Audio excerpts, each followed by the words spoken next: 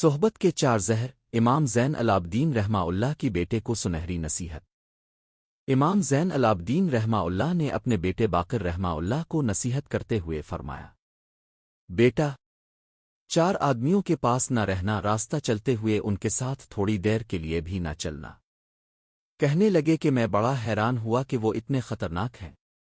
پوچھا کہ وہ کون سے آدمی ہیں؟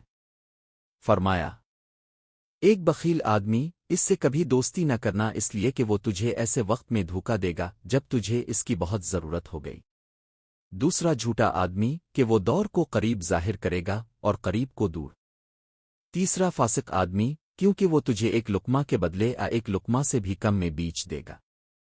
کہتے ہیں کہ میں نے پوچھا، ابو، ایک لقمہ میں بیچنا تو سمجھ میں آتا ہے، ایک لقمہ سے بھی کم میں بیچنے کا کیا مطلب ہے؟